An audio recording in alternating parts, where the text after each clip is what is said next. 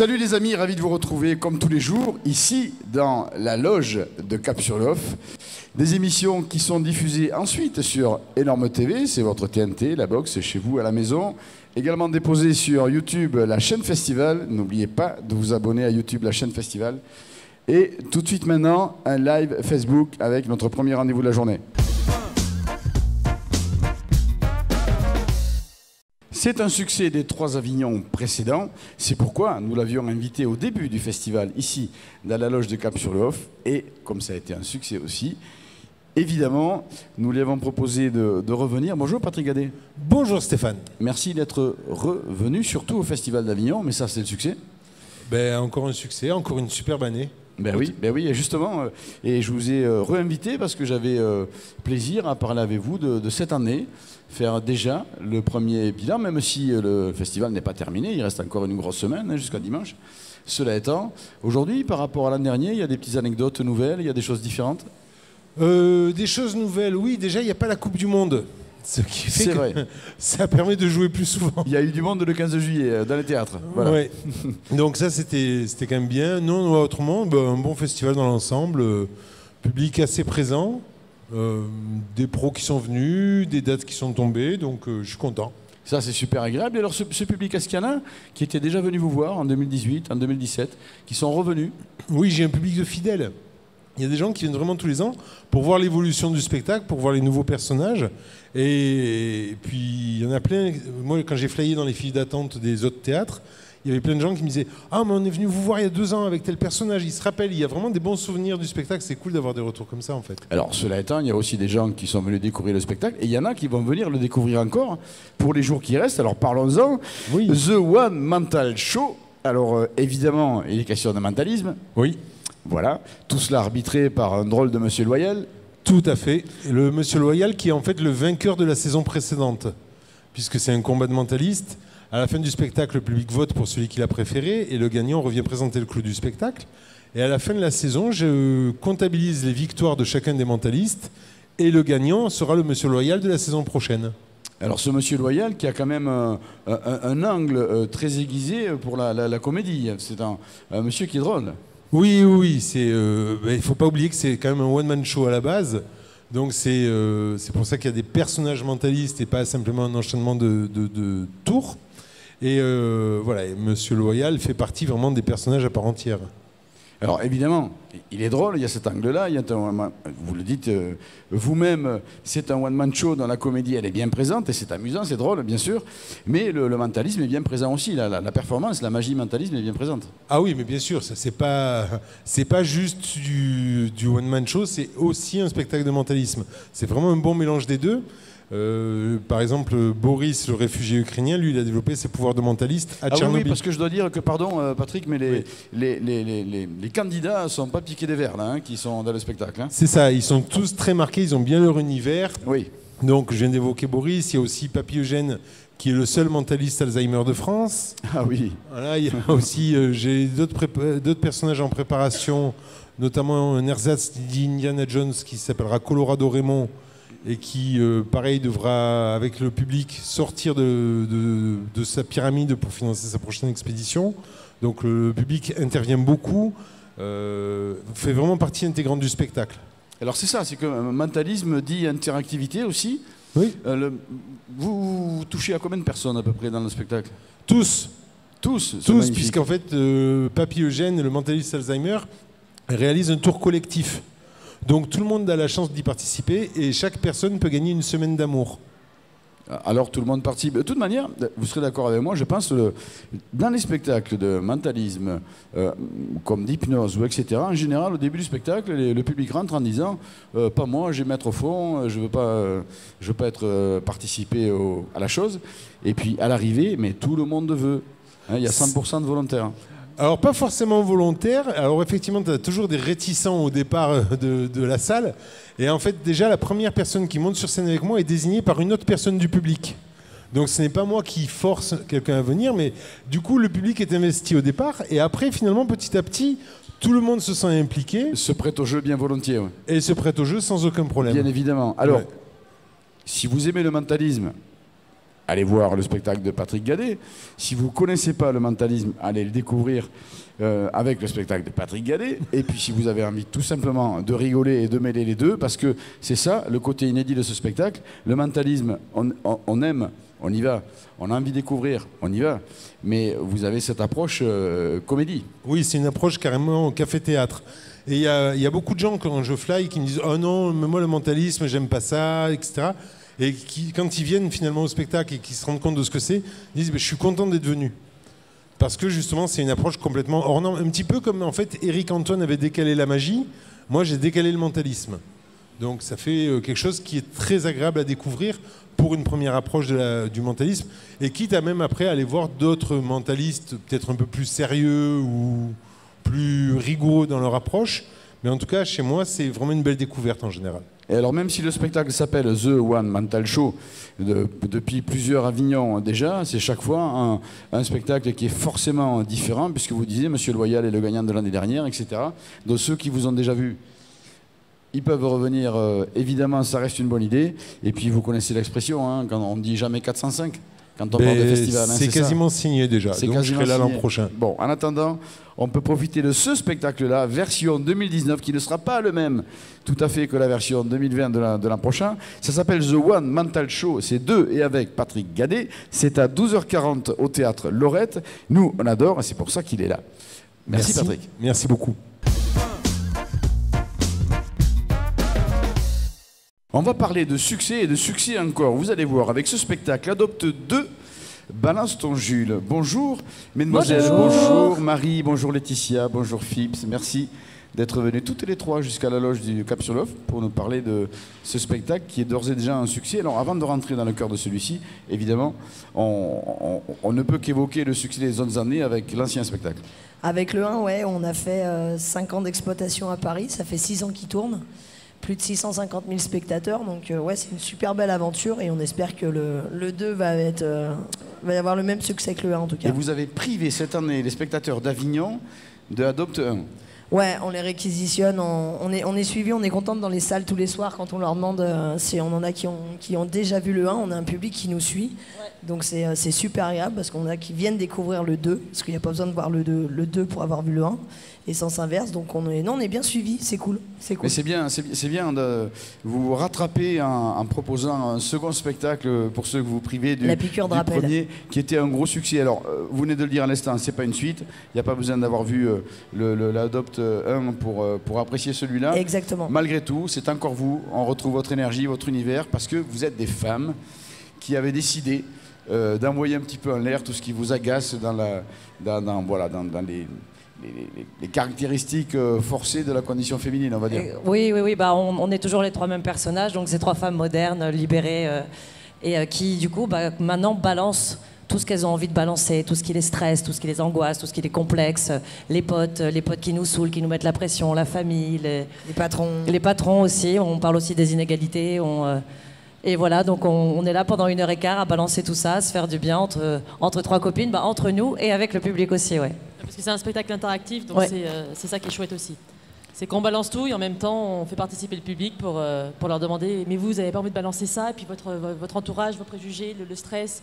Donc non, c'est génial, il y a une bonne énergie qui circule. Alors on sent bien l'énergie, on sent bien énergie et conviction. On est là. Et donc rythme dans la pièce, etc. C'est vrai que vous mettez le doigt vraiment dans la plaie ouverte et vous forcez un peu le trait.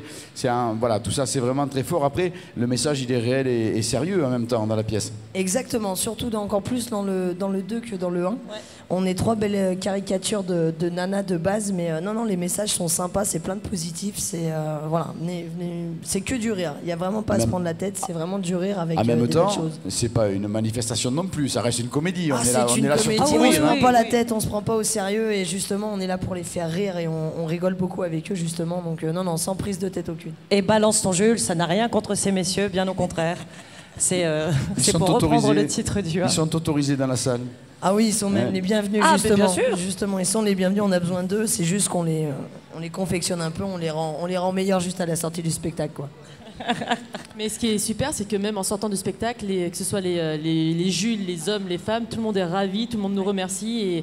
Et les Jules, justement, ne s'en prennent pas plein la figure et ils sont contents d'avoir vu le spectacle. Ils ont la banane, donc c'est chouette. Ben déjà, ils ont beaucoup ri, c'est sûr. Après, c'est vrai que l'approche, même si vous abordez des sujets sérieux avec des choses que vous pensez profondément au niveau de l'écriture sur la condition des femmes, ça reste une comédie. Et puis, ça reste pas faux. Hein. Encore une fois, c'est un petit peu forcer le trait pour faire rire, mais voilà, il y a plein de choses qui sont très vraies.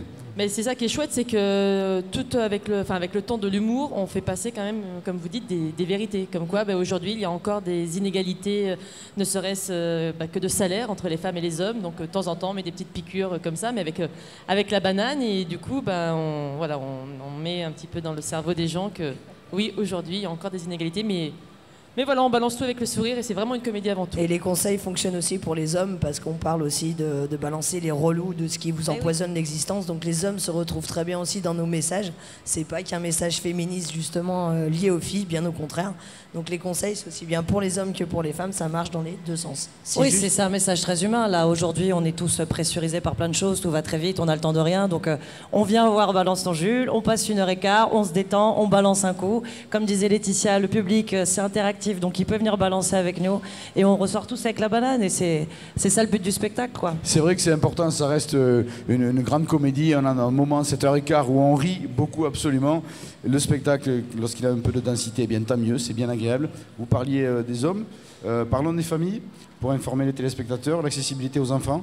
On le conseille à partir de 12 ans, en dessous vous pouvez venir également, mais voilà, nous on le conseille à partir de 12 ans parce qu'on est trois nanas avec un langage un peu cru, on a peur de rien. C'est ça, si on ne veut pas avoir à expliquer des mots à la Alors sortie après voilà, des tout ce qui est enfants, explication, on les laisse avec les parents, on fait pas le suivi du spectacle. Il n'y a pas de service après-vente. Il n'y a pas de service après-vente. Non, à partir de 12 ans, il n'y a aucun problème. Les hommes, les femmes, les jeunes, les vieux, les moins vieux, on prend tout le monde à partir de 21h voilà, au Beau Novotel. Vous avez l'air de vous amuser autant que les spectateurs. Oui, tous les soirs. Ouais. Oui. Ouais. Je pense que plus on s'amuse, plus on éclate le public. Eh oui. Alors vous arrivez un peu en terrain conquis, rien n'est jamais fait parce que c'est toujours périlleux de proposer un nouveau spectacle. Mais enfin, vous arrivez fort du succès des années passées quand même. Il y a des gens qui reviennent vous voir ? Oui, on a là sur Avignon, on a pas mal de monde qui suit le spectacle. Après le 1 continue de tourner un petit peu dans toute la France, donc c'est ça qui est cool parce que ça nous ramène aussi du monde pour le 2. Maintenant voilà, comme vous l'avez dit, rien n'est acquis. On s'éclate, le public nous suit, on continue de croiser les doigts et on espère que voilà, on va faire 5 ans et plus de 700 000 spectateurs avec le 2 parce que l'aventure, si elle est aussi belle qu'avec le 1, ça va être Ouais, et puis c'est un beau début d'aventure. Ouais. C'est un beau début. Alors, rien n'est jamais acquis quand on arrive dans le festival. Aujourd'hui, on sait déjà que ce Adopte 2 est un succès, d'ores et déjà. Vous êtes content d'être au Festival d'Avignon ? On est très contente du départ du festival parce qu'Adopte 2... C'est l'heure un petit peu, pas du bilan, il reste encore une pleine semaine jusqu'à dimanche. Mais complètement. Enfin, voilà, on a déjà de grosses sensations, ça fait 20 jours. Non, on est super content du festival parce que Adopte 2 est né au mois de février à La Rochelle. Donc c'est tout neuf aussi et le public a été au rendez-vous dès le premier soir et ça c'est vraiment le bonheur quoi parce que c'est pas facile à Avignon, il y a énormément de spectacles et qu'on arrive à sortir notre épingle du jeu et on est contente d'avoir autant de monde tous les soirs dans les salles quoi. C'est du bonheur, Marie, vous le disiez, c'est du bonheur à partager. C'est que du bonheur. À partager évidemment avec vous. Vous pouvez y aller encore. Est-ce qu'il y a un jour de relâche dans cette dernière semaine ? Non, on est en alternance, donc on joue tous les soirs à 21h. On est 2 équipes, donc vous pouvez venir. Nous, il n'y a pas de relâche. On lâche rien, justement. Elle manque pas d'énergie, comme vous pouvez le constater. Cette énergie, évidemment, le rythme, la densité, on le disait, on le retrouve sur scène. C'est une comédie tonitruante et terriblement drôle. On ne fait pas de hiérarchie, hein. C'est aussi bien que le premier, au moins. Voire mieux. Non, on a vraiment un retour des gens justement qui nous disent le 1 était vraiment très bien, mais le 2 vous avez encore passé un cap et c'est pas redondant. On parle de nouvelles choses, les personnages ont évolué aussi. Ouais, c'est pas un copier-coller du 1 sur d'autres sujets. Exactement. C'est les mêmes mais en mieux. C'est un. Ouais. Voilà. Je vais me risquer à une question juste pour rire. Le casting, vous l'avez fait par rapport à la couleur de cheveux. Fallait vraiment représenter. C'est une jolie coïncidence à mon avis. C'est plutôt une jolie coïncidence, ouais. On voulait casser justement un peu le côté de la blonde des villes, donc on a une rousse.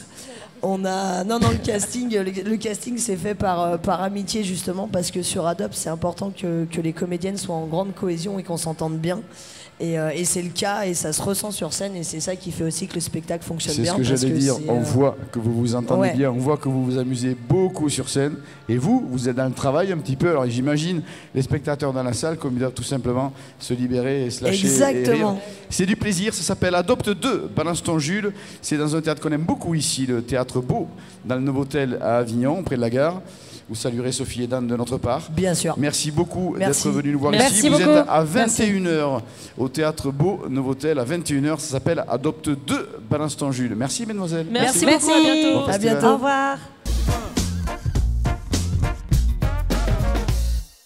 C'est un scandale, les amis. Ben oui, que voulez-vous que je vous dise? C'est le titre du spectacle dont on va parler. Allez, c'est une comédie scandale et tarte aux pommes. Et j'en parle tout de suite avec l'auteur, mais aussi comédienne Angélique Léraud. Bonjour. Bonjour, Merci d'être venu nous voir ici dans la loge de Cap-sur-le-Hoff. avec plaisir. Vous êtes l'auteur, je disais à l'instant. Vous êtes aussi une des comédiennes, car vous êtes 3. Vous partagez la scène avec Oriane et Magali. C'est ça. Donc 3 comédiennes pour cette comédie. J'insiste parce que le titre scandale Peut faire peur. Voilà, peut faire peur. On a l'impression qu'on va vivre quelque chose d'absolument C'est ça. terrible. Encore que le drame est présent quand même, en tout cas dans l'écriture, parce que vous êtes dans la pièce une comédienne très très connue. Très très connue, mais dont la carrière va pas très bien. Voilà, pas au creux de la vague au niveau de C'est sa ça. carrière, qui a épousé son impresario, son agent, C'est ça. c'est ça Mm. Et qui tente de le tuer. Oui, Mon Dieu. mais il l'avait bien cherché. Hein. C'est ça le scandale. Alors évidemment, vous êtes dans un univers où tout se voit. C'est ça. Vous êtes même si vous êtes au creux de la vague, vous êtes une star malgré tout. Voilà. Donc Et, ça fait la une des journaux. Et voilà, et tout se oui. voit. Et évidemment, même quand on est une star, la perception de l'entourage proche, les relations sont pas tout à fait les mêmes que Tout à fait. pour les gens normaux, on va dire. Voilà. Et donc les copines débarquent pour savoir ce qui s'est passé, parce qu'elles ont découvert ça dans les journaux. Donc Elles- voilà, la elles ne pièce comprennent commence à pas. ce moment-là. Elles comprennent pas. Et non. Voilà. Mais je leur explique. Mon Dieu. Alors c'est vrai que c'est très particulier de parler de cette pièce parce qu'en fait, comment expliquer? Il y a une telle construction par l'intrigue de votre écriture qu'en fait on ne peut quasiment rien dire parce que voilà, ce serait Ça va trop spoiler. dommage. Ben Ce serait oui. trop dommage. Voilà.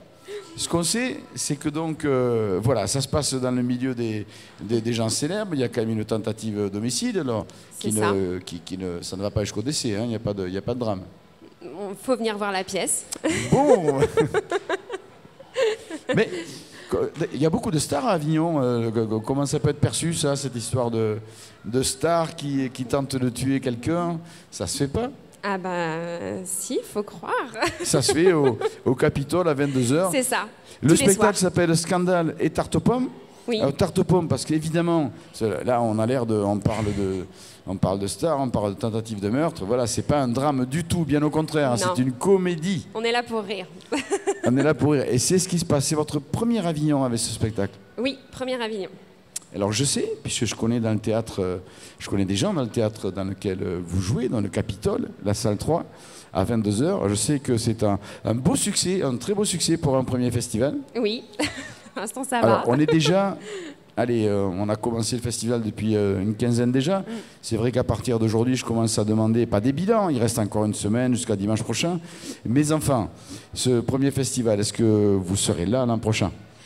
Pour l'instant, c'est pas encore, parce qu'on est quand même une petite production. Donc on verra. On espère, mais on verra. Nous, on dit oui, le public dit oui, en tout cas. Ah bah j'espère, Voilà, oui. visiblement. Visiblement, parce que pour les premiers festivals sont souvent très difficiles. Vous êtes sur un beau succès au Capitole à 22h. Alors, je vous rappelle le titre, Scandale et tarte aux pommes.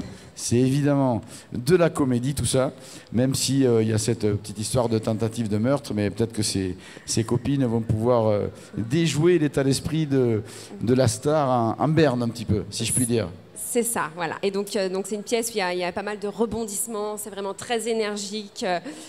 Donc voilà, on s'ennuie pas une seule seconde. Mais je vois ça, vous avez l'air de beaucoup vous amuser à jouer ce spectacle. En tout cas, vous en êtes fiers, ça, on le sent. Scandale et tarte aux pommes, c'est au Capitole à 22 h. D'ores et déjà, je voudrais dire à ce spectacle, bienvenue en Avignon 2020. Mais jusque-là, n'oubliez pas d'aller au Capitole à 22 h, savourer un joli moment de comédie avec Angélique, Oriane et Magali. Scandale et tarte aux pommes. Merci Angélique. Merci à vous. Bon festival. Merci, à bientôt.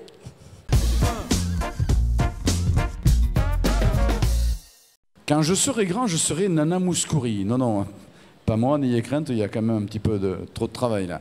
Mais voilà, je plaisante, mais c'est le titre du spectacle. Quand je serai grand, je serai Nana Mouskouri. Et j'en parle avec le comédien Didier Constant. Bonjour. Bonjour. Merci Didier d'être venu nous voir ici dans la loge de Cap sur l'Off, au centre commercial Cap Sud. Merci d'être venu nous voir pour nous parler de ce très très joli spectacle. Alors, pour tout vous dire, vous êtes là parce que j'ai un ami artiste très connu qui m'a dit « il faut que tu reçoives ce spectacle ». C'est une vraie découverte, un premier festival d'Avignon, un vrai grand moment que j'aurais tendance à qualifier de comédie poétique. Oui, plus on va dire ça. D'abord, faut savoir que c'est tiré d'une histoire vraie. Et quand j'ai lu le roman qui est autobiographique de David Lelay et Hello, j'ai toujours du mal à dire son nom, quand j'ai lu son roman, j'ai dit waouh. Et ce que j'ai aimé par-dessus tout, c'était cette histoire de rêve, de s'accrocher à son rêve. Alors, effectivement, sur le rêve, pour le côté histoire vraie, on va faire très très court, juste pour pas trouver trop d'analogie avec le spectacle. Voilà, c'est un petit garçon passionné, fou passionné de Nana Mouskouri, qui va devenir son meilleur ami. Oui. Voilà, ça c'est pour l'histoire vraie. Ensuite, il y a eu l'adaptation à mise en scène de Virginie Lemoine. Virginie Lemoine, je lui ai passé le bouquin en disant est-ce que tu penses que c'est adaptable et qu'on peut le jouer en seul en scène, enfin le créer. Et pareil, elle est tombée amoureuse du texte et elle a dit oui, et elle me dit je te mettrai en scène parce que c'est vraiment une histoire mais qui est fabuleuse.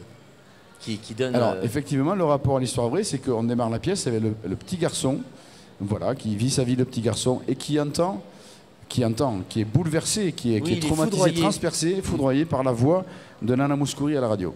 Ouais, à la télé. En générique, ses parents regardaient L'amour en héritage, donc il n'entend que la voix. Et pendant le 3 minutes 30 du générique, il est transcendé. Et il est heureux, il n'a plus de soucis, etc. Et quand ça s'arrête, il retrouve tout son chagrin, cette solitude qu'il a, même alors qu'il est entouré, mais il se sent seul, comme ça arrive. Il y a des enfants, on a beau essayer ils sont perdus, ils sont seuls, ils se cherchent, ils ne savent pas, ils sont mal. Et lui, il se construit grâce à ça. Et dans sa petite tête, j'allais dire, de jeune enfant, il se dit « mais c'est ça que je veux faire, un jour je serai Nana Mouskouri ». Oui, en fait, il dit ça à ses parents. Un jour, il leur dit « quand je serai grand, je serai Nana Mouskouri ». Donc tous les visages se sauf que c'est un petit garçon. Oui, voilà. En plus. Mais sur le moment, il ne réalise pas. Il dit « je serai Nana Mouskouri ». Jusqu'au moment où il dit « je ne sais pas chanter, je n'ai pas de lunettes, je n'ai pas de robe, je suis un garçon, je ne suis pas grec. » Enfin bon. Donc ça, mais il continue quand même, il dit « je m'en fous, j'irai ». Alors il y a un rapport à la grand-mère. C'est très joli, c'est drôle et en même temps c'est touchant et en même temps c'est hyper positif. Alors, très, très touchant, effectivement, il y a beaucoup de poésie, il y a des moments un peu plus torturés oui, dans ces petites souffrances d'enfants, mais évidemment, c'est surtout un très beau spectacle. Mais au-delà de ça, c'est évidemment une leçon sur le fait d'aller au bout de ses rêves, d'aller au bout de ses rêves, de ne pas lâcher sa passion, de ne pas lâcher malgré les pressions qu'on peut avoir, que ce soit la famille, que ce soit l'école, que ce soit la société, en disant non, ne faites pas ça, c'est bouché, ne faites pas ça, c'est mal. Et ben si vous avez vraiment envie, si vous avez un rêve, vous avez vraiment envie de faire, ben faites-le. Et il faut le faire. Là, la preuve, elle est dans cette histoire. Il a tout contre lui et il arrive à quelque chose de fabuleux. Oui, absolument. C'est une vraie leçon par rapport à ça, parce qu'effectivement, un petit garçon, alors, il passe par des moments, je parlais de ses angles de comédie, mais il y a des moments où il se déguise avec ce qu'il a sous la main, croyant surprendre et faire plaisir, et puis bon, voilà, il y a vraiment des choses qui sont très drôles qui sont très vraies. On pourrait comparer ça, vous savez, aux comédies anglaises, où ils sont très forts, où ils nous font rire, et en même temps, dans la seconde qui va suivre, on est touché, et puis hop, on repart dans une autre rythmique. Voilà, on est vraiment dans un style comme ça, qui est, même moi, hein, au début, quand c'est une création à Avignon, au début, je me demandais comment le public allait réagir ou comment ça allait être reçu. Ah ben ça, après 20 jours de festival, on sait déjà Ah comment là, il ça y est, réagit. ça y est. C'est un véritable succès, ce spectacle-là. Et je suis sur un petit nuage et c'est incroyable le nombre de personnes qui viennent, alors des personnalités, qui viennent me voir comme enfin pas un ovni, mais en disant, en étant touché. Et moi-même, hein, je suis sur un nuage du coup, parce que je me sens... Alors, je suis obligé de vous poser une question. Oui, oui. Même si j'en connais la réponse, mais voilà, c'est vraiment pour pas laisser l'ombre d'un doute. Est-ce qu'il faut incontournablement être fan de Nana Mouskouri pour aller voir le spectacle? Ah non, pas du tout. Voilà, pas du tout. Pas du tout. C'est pas le sujet, en fait. C'est l'outil pour c'est raconter le fil conducteur, mais oui. on en parle, parce qu'il lui en parle, mais c'est pas sur Nana Mouskouri du tout. Oui, c'est pour ça que je le précise, que je connaissais la réponse, oui, mais du effectivement... Et il y a même, je peux même vous dire qu'il y a... Alors, à la première, il y avait une fan de Nana Mouskouri qui est venue pendant 5 jours. Hein. Elle est espagnole, enfin elle est hollandaise, elle vit en Espagne, donc elle parle quasiment pas un mot de français. Elle était à tous les jours au premier rang.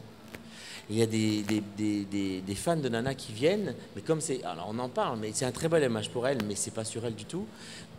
Et il y a un homme qui est venu, qui a accompagné sa femme. Ils ont fait Versailles-Avignon pour venir voir la pièce. Et il me dit, je déteste Nana Mouskouri. Hein. Il me dit, vous m'avez fait aimer.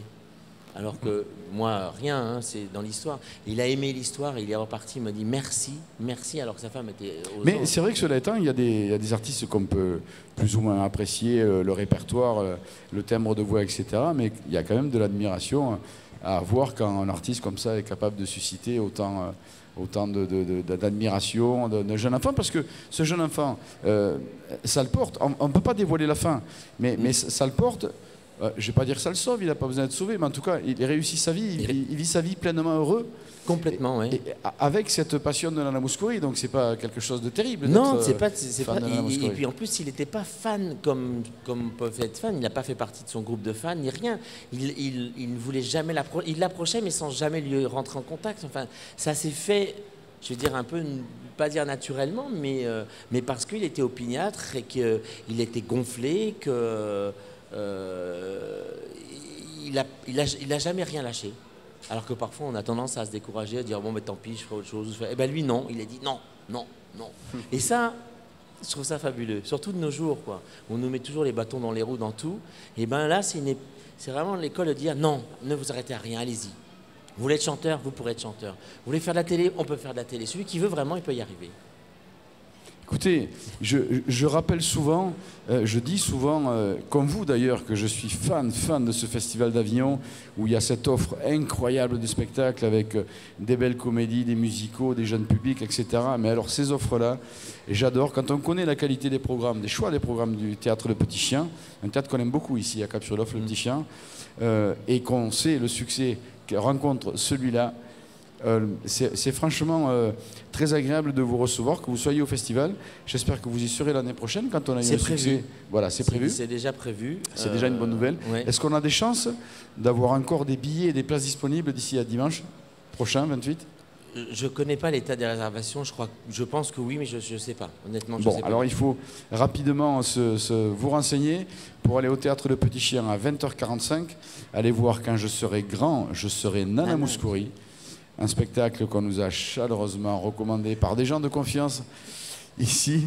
Et puis retrouver Didier Constant sur scène, sur une adaptation de Virginie Lemoine. Mise en scène aussi, je crois. Hein. Pardon ? Mise en scène par Virginie Lemoine. Mise en scène aussi par elle. Oui. Adaptée et mise en scène par Virginie Lemoine, que vous aurez peut-être l'occasion de croiser. On ne sait pas si elle vient vous voir au festival d'Avignon. Elle était là hier, elle vient assez régulièrement quand même. Il faut. Et comme vous pouvez le voir, je ne ressemble pas à Nana Mouskouri, ni en vrai, ni sur plateau. Hein. Je vous le dis tout de suite, c'est pas sur elle. Hein. Voilà, mais encore une fois, c'est vrai que c'est important de le préciser, c'est pas un spectacle sur Nana Mouskouri, c'est un spectacle qui est l'outil, le prétexte à raconter une très très belle histoire avec plein d'émotions et une belle leçon de vie aussi. Une belle leçon de vie. Mais surtout un très beau spectacle plein de poésie et avec aussi ces moments de facétie et de drôlerie. Quand je serai grand, je serai Nana Mouskouri, c'est au théâtre Le Petit Chien à 20h45. Vous n'en avez pas besoin parce que c'est déjà fait. Bon, d'habitude je dis bon festival, là je vais dire voilà, bon fin de festival même, absolument. Si. Bravo Merci. pour le succès. Merci et on beaucoup. se revoit l'année prochaine. Eh ben, à l'année prochaine. Merci beaucoup.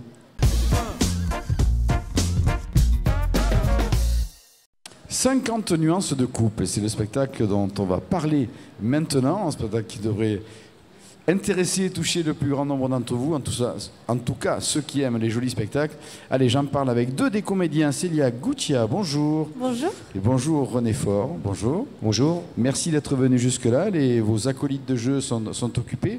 C'est pourquoi vous êtes que deux, vous êtes 4 sur scène, puisque Lorenzo et Alexandra partagent aussi la scène avec vous, de cette comédie 50 nuances de couple. Alors évidemment, ça parle de couple. Et ces histoires de couple, je dis que ça va résonner au plus grand nombre parce que comment faire pour s'épanouir amoureusement quand on est dans un contexte, dans un lieu, quand on est évidemment tous cernés par tous ces concepts par lesquels il faut passer aujourd'hui, se plier aux contraintes, aux obligations, etc. Et comment trouver l'amour, comment s'épanouir. C'est le sujet de la pièce. Oui, c'est le sujet de la pièce. C'est un vaste sujet et on a chacun des réponses différentes à cette question, à ces questions. Et on représente ici du coup 13 couples. 13 sketchs, ouais. Voilà, en fait, c'est des petites scénettes de couples différents. Donc on montre des couples qui n'ont rien à voir les uns avec les autres. C'est un spectacle qui est très éclectique. Et chaque couple, du coup, avec leur vie, leur névrose, leur passé et leurs relations en couple qui résolvent leurs problèmes, chacun à leur manière. Et leurs obligations aussi, parce que c'est vrai que la société, finalement, par pression, nous colle un tas d'obligations qui nous obligent à fonctionner dans un chemin qui est tracé pour nous, qui n'est pas forcément celui qui correspond à notre propre bonheur et en tout cas nous laisse le temps à l'amour. C'est ce qui fait rire justement, c'est toujours les choses les plus simples, les conflits qui viennent assez rapidement, enfin on s'y attend jamais, on croit toujours qu'on va les résoudre assez simplement et tout de suite, non, c'est pas possible, il y a toujours des travers, des murs à passer et c'est ça qui fait rire. Nous on est là justement pour apporter tout ça quoi, sous forme de comédie quoi. Et c'est ça qui fait que en général on rit bien dans la salle parce que ça nous représente, nous, vous, moi, elle. Bien sûr, c'est pour ça que je dis ça va résonner à tout le monde. Évidemment ça fait rire parce que d'aucuns pourront s'y reconnaître dans leurs petites anecdotes ou leurs petits tracas ou leur vie tout simplement. Et je vais vous poser la question qui tue. Est-ce que vous amenez les clés à ça, les réponses? Moi personnellement non, mais j'ai très peu vécu en couple moi donc. Non mais en définitive on peut pas parce que c'est à chacun de trouver. Voilà, je pense que c'est à chacun de trouver, mais les couples qu'on représente ne sont pas idéaux et chacun, enfin il y en a qui trouvent des solutions, mais après c'est à nous d'imaginer si elles vont être temporaires, si elles vont être durables. Et je pense que dans la plupart des cas c'est pas forcément des solutions durables qu'ils trouvent Oui, je pense que les couples qu'on montre dans la pièce oublient souvent le plus important dans le couple, qui est l'amour. L'amour, bien sûr, évidemment. Alors c'est vrai que c'est avant tout, voilà, parce que j'hésite toujours à parler de choses un petit peu fortes ou graves, mais c'est avant tout une comédie. C'est un spectacle, vous êtes 4, il y a du rythme, vous allez vous reconnaître dans certaines scénettes, reconnaître les autres aussi qui vous entourent, bien sûr. Donc ça reste une vraie comédie. Est-ce que c'est quand même un spectacle un petit peu dénonciateur de ces choses qui nous empêchent d'être heureux ou de s'épanouir? On va pas être d'accord là-dessus, je le sens quoi. Moi personnellement non, je pense pas qu'on dénonce quelque chose, quoi que ce soit. En tous les cas, ce qui est sûr, c'est qu'on essaye quand même de montrer où ça frotte entre les couples à chaque fois. Donc d'un certain côté, ça dénonce un petit peu. Oui, mais ça reste tellement dans la légèreté que... C'est dans la légèreté. L'idée, c'est d'en rire et c'est pas non plus de se plonger dans une... C'est avant tout, voilà. C'est avant tout une belle et grosse comédie. Vous êtes 4 sur scène, je le rappelle. Vous êtes à l'Atypique Théâtre à 22h05. Ça s'appelle 50 nuances de couple. Allez-y, vous allez vous reconnaître peut-être, reconnaître ceux qui vous entourent. En tout cas, vous allez rire, bien sûr. Ils sont 4 sur scène. Il y a Lorenzo, Alexandra, Célia et Renaud que nous avons ici reçu. Célia et Renaud, en tout cas, merci beaucoup. Nous souhaitons une bonne fin de festival. Vous jouez jusqu'au dimanche 28. Il y a une relâche d'ici là? On joue jusqu'au 27 puisqu'on ne joue que les jours impairs. Jusqu'au 27. 50 nuances de couple à l'Atypique Théâtre à 22h05. Merci. Merci à vous.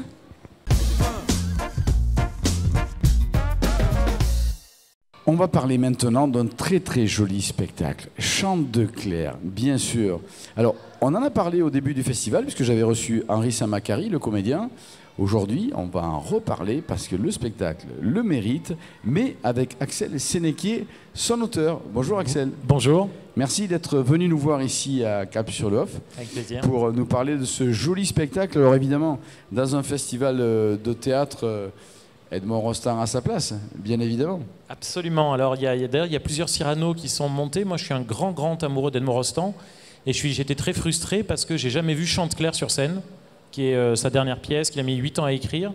Et comme j'ai jamais réussi à la voir, c'est une pièce qui est probablement immontable, je me suis dit, il faut trouver un billet pour la monter, et donc on en a fait un seul en scène. Et vous y êtes arrivé. Alors, tout part voilà, de cette histoire-là où un coq qui chante tous les jours au lever du jour est persuadé que le jour se lève grâce à son chant. Exactement, c'est une métaphore de l'artiste, voilà, c'est Chanteclair, ce coq qui pense que son chant fait lever le soleil.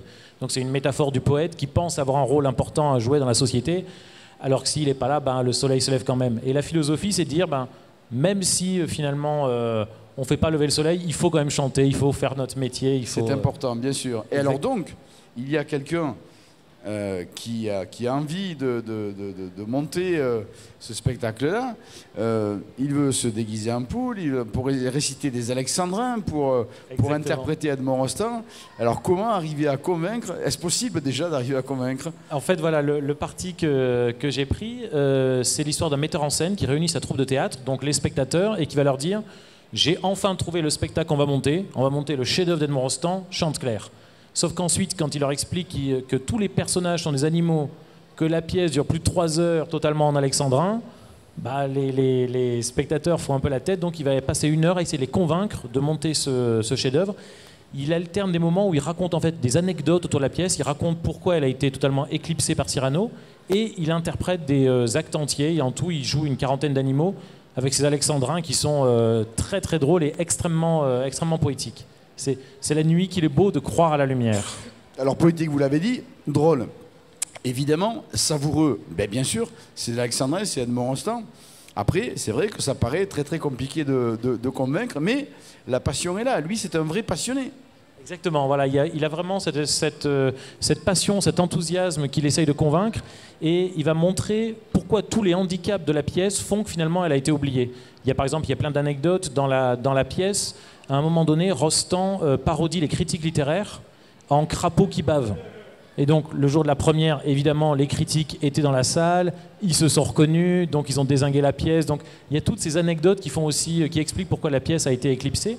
Et en même temps, il y a toute la philosophie derrière de Rostand qu'on retrouve aussi, évidemment, dans Cyrano de Bergerac.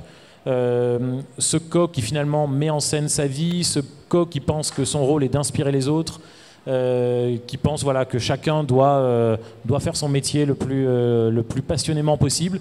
Et même si on a des difficultés, parce qu'à un moment donné on lui montre que c'est pas lui qui fait lever le soleil, il dit c'est pas grave, mon destin est plus sûr que le jour que je vois. Donc c'est quand même une très jolie philosophie. Ouais. Absolument, c'est une belle philosophie et puis c'est un joli spectacle évidemment. Je parle et reparle toujours des textes, mais voilà, il y a beaucoup de récits d'Alexandrin, de textes de Rostand. De toute façon, déjà pour ça c'est savoureux. Après c'est vrai que vous le prenez très largement sur l'angle de la comédie avec ces personnages qui doivent se déguiser en animaux et puis cette hargne à convaincre. C'est ce qui est bouleversant et passionnant en même temps. Exactement. Il y a à la fois ce côté comique, puisqu'il y a dans la pièce, il y a des araignées, il y a des vers luisants, il y a des poules, il y a des ânes. Donc ça explique aussi la difficulté pourquoi la pièce a été éclipsée, comment s'identifier à des animaux, et qui en plus déclament alexandrins. Alors c'est un peu cruel, parce que ces alexandrins sont magnifiques et sont quasiment jamais joués, parce que la pièce est probablement immontable.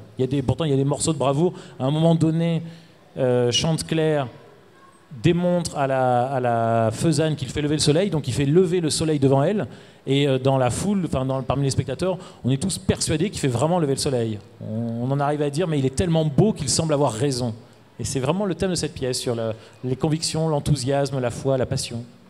Et les amis, vous êtes au Festival de théâtre d'Avignon, le plus grand festival de théâtre du monde. Edmond Rostand, bien sûr, Chanteclair solo. Vous ne pouvez pas ne pas aller au magasin de théâtre, vous êtes d'accord avec ça? Exactement. À 19h, pour aller écouter du Rostand et puis voir cette pièce, qui est la comédie, qui est magnifique. C'est de vrai, très joli théâtre. Ça s'appelle Chanteclair solo. C'est au Magasin Théâtre à 19h. Ça a été écrit par Axel Sénéquier, que j'ai été ravi de recevoir ici. Merci. Mes amitiés à Henri Samakari, votre manquerai comédien qu'on retrouve sur scène au Magasin Théâtre à 19h Merci. pour Chanteclair solo. Merci. Merci, au revoir.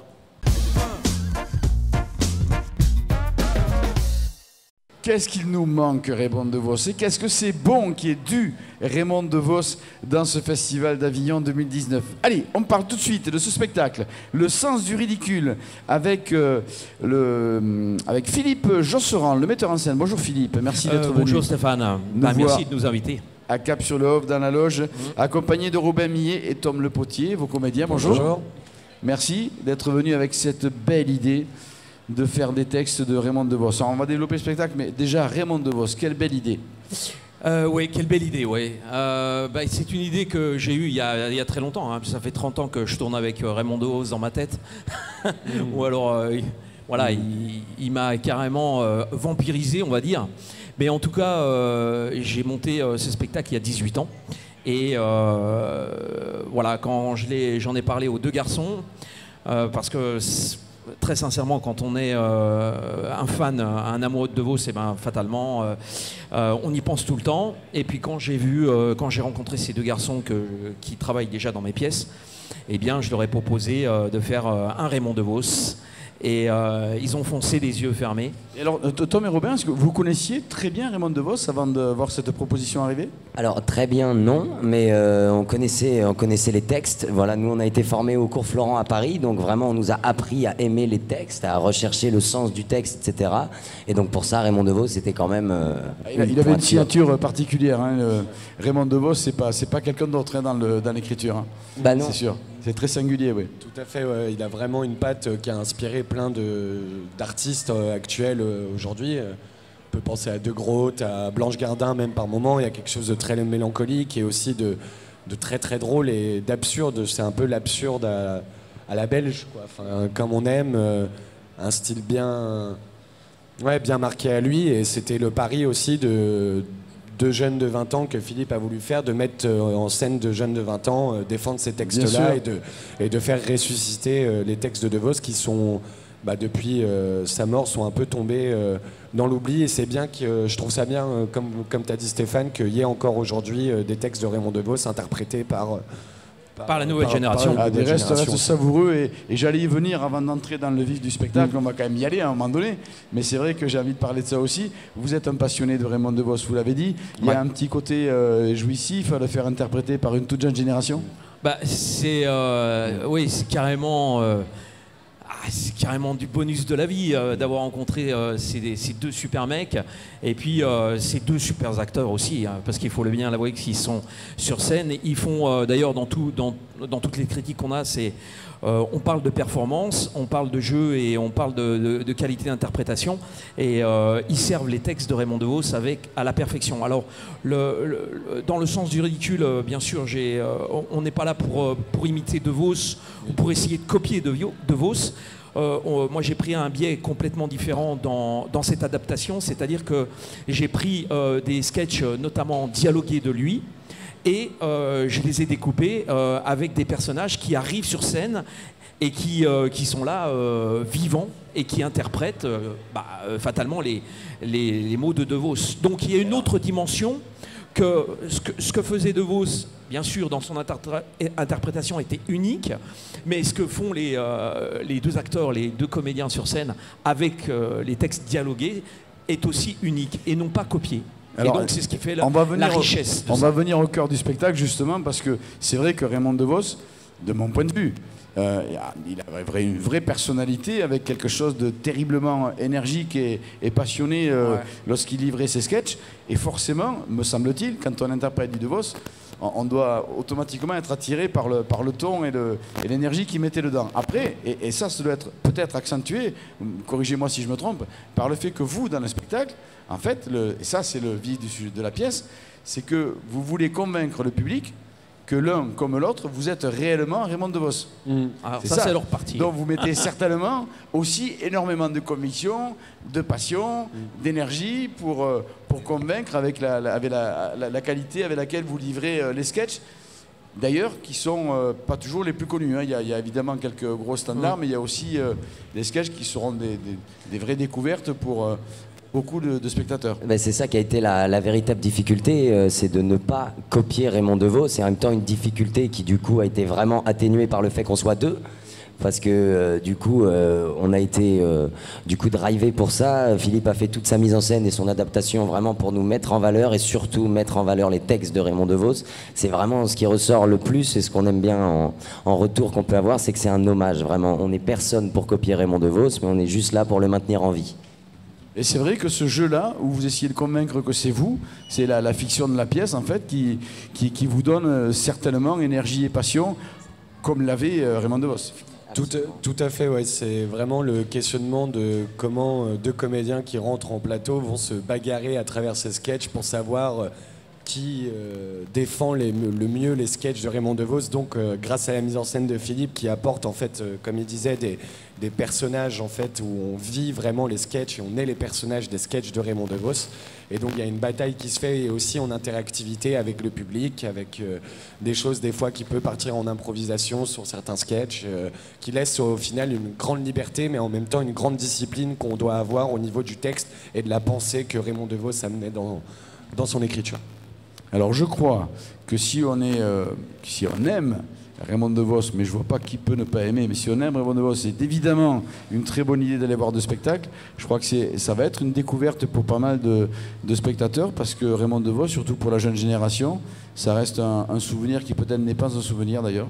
Bah oui, parce que bon, bah c'est vrai qu'il est décédé en 2014, je crois, de mémoire. Oui, et donc fatalement, comme on le dit, ces textes sont étudiés un petit peu dans les collèges, puisque voilà, la langue française lui rend hommage.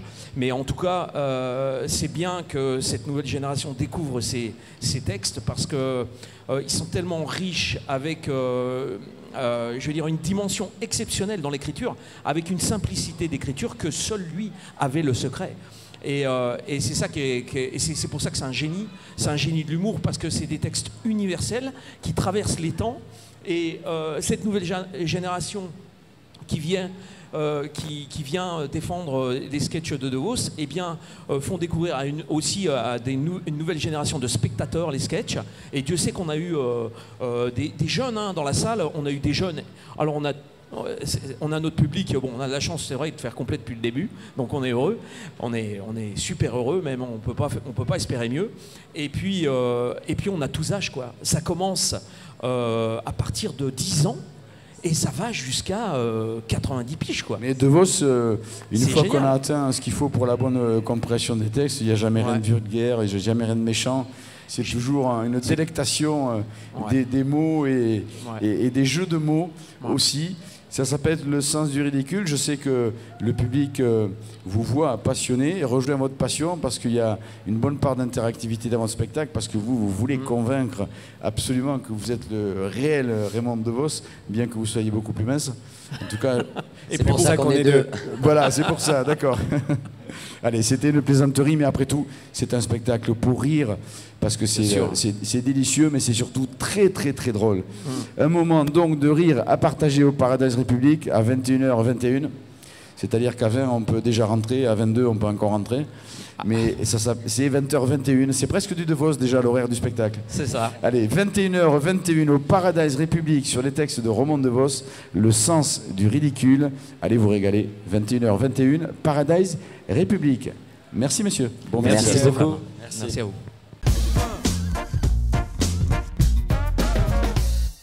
Comme ça arrive de temps en temps au cours de ces émissions journalières, ici dans la loge de Cap-sur-le-Off, on choisit de mettre un petit coup de projecteur sur des événements qui nous intéressent, voilà, qui ont leur place sur un festival qui regroupe autant de gens tels que le Festival d'Avignon. Et aujourd'hui, j'accueille un groupe qui s'appelle précisément En marche sur le climat. En marche sur le climat. vous allez voir, c'est important, c'est pas en marche pour le climat, c'est en marche sur le climat.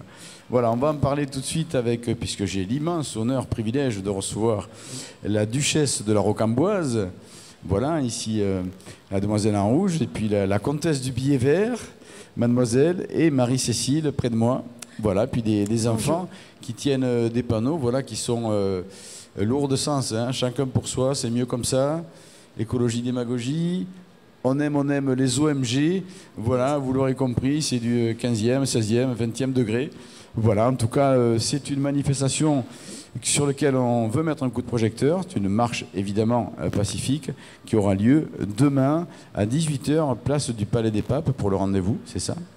Oui, c'est ça. Donc en fait, nous sommes en marche sur le climat, parce que nous estimons que notre gouvernement a une politique environnementale tout à fait adaptée. Et on le soutient là-dedans, hein, parce que conduire un 4x4, avoir un jet privé, ça n'est quand même pas un crime contre l'humanité. Hein. C'est la moindre des choses pour avoir une vie saine, hein, c'est ça, pour avoir du plaisir. Tout à fait, nous sommes la 7e puissance mondiale, donc il est logique que nous ayons des petits privilèges. Voilà. Absolument. Allez, on va défendre ce principe-là en marche sur le climat. Tiens, on va regarder les petits panneaux des jeunes gens qui sont là. Chacun pour soi, c'est vieux comme ça. À bas le 2e degré, là on est au 15e degré, je crois, au moins, hein, ou 20e, même plus. Donc voilà, c'est évidemment parodique. Tout ça, c'est une manière aussi de dénoncer le fait que tous ceux qui pensent qu'ils en font suffisamment se moquent un petit peu de nous. C'est un petit peu de ça ? Eh bien écoutez, moi je pense que manger du Nutella, c'est quand même juste bon, quoi. Hein, et puis il faudrait du McDonald's dans les cantines. Je pense que les enfants seraient très contents. Hein, il y a pas assez de McDo dans les cantines. Ouais, tout à fait. Tout à fait. Et je pense aussi qu'on se moque de nous avec les histoires de nourriture biologique. Hein, parce que si on veut nourrir toute la planète à un moment donné, il va bien falloir qu'on utilise des OGM. Hein, voilà. Donc voilà, nous soutenons la politique de notre gouvernement. Nous espérons que l'Europe ne va pas être attaquée par des lobbies d'écologistes militants. Et donc, on le revendique haut et fort demain à 18h. Et si vous voulez nous rejoindre, vous serez les bienvenus à partir de 18h. S'il te plaît... Judith, mais tiens tes enfants, je ne sais pas. Oh, c'est pareil à la paroisse. Ils sont tout le temps au milieu, ces petits. Allez, asseyez-vous, ça suffit maintenant. Donc, qu'est-ce que je disais ? Alors moi, je voudrais préciser quand même, parce que, évidemment, la manifestation est pacifiste. D'ailleurs, vous-même, vous faites partie de la COP21 et vous avez créé une association, aidez-moi pour le terme précis, mais pour la non-violence en ce qui concerne le sujet de la COP21. Alors, ce n'est pas une association, mais un mouvement citoyen. Donc, Action non violente COP21, qui est en convergence de mouvements. Nous organisons la manifestation de demain, le rassemblement, excusez-moi. Et nous serons également joints par Avignon Zéro Fossile, les Gilets jaunes, Nous voulons des coquelicots et plusieurs autres associations donc, qui se joignent à nous, pour aussi se faire bénir par les doigts d'or de l'église de la très sainte consommation. Donc demain à 18h, rendez-vous place du Palais des Papes. Je crois que le rendez-vous est pris. J'espère que vous aurez compris le sens de cette manifestation-là, qui est fait évidemment pour faire réagir, interpeller sur le principe que de toute manière on n'en fait pas assez. Donc puisqu'on n'en fait pas assez, autant se moquer de tous ces préceptes qui nous sont pourtant grandement indispensables à intégrer pour la société à venir et notamment les jeunes gens qui sont là. Mon cher Stéphane, est-ce que je peux juste préciser quelques petites règles très importantes hein, si vous souhaitez vous joindre à nous demain.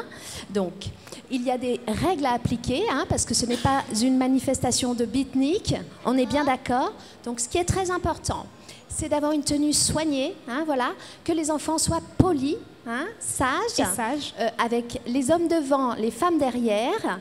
Et très très important, voilà, il ne faut pas faire trop de bruit hein, pour ne pas déranger le voisinage. Voilà.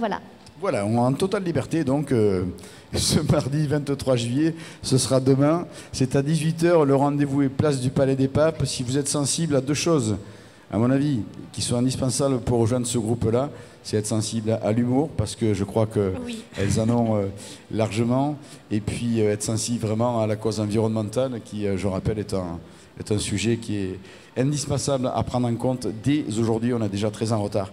En tout cas, le rendez-vous est pris, mardi 23 juillet 2019, à 18h place du Palais des Papes. Je crois qu'on va s'amuser, on va s'émouvoir aussi parce que c'est un peu passionnel tout ça. Mais voilà, on va faire quelque chose d'utile et on y rencontrera des gens intéressants comme j'ai eu la chance de l'avoir aujourd'hui. Merci beaucoup, merci les enfants d'être venus avec vos petits panneaux. Nous vous souhaitons une belle réussite, beaucoup de monde, beaucoup de sourires autour de vous. Demain à 18h, place du Palais des Papes. Merci.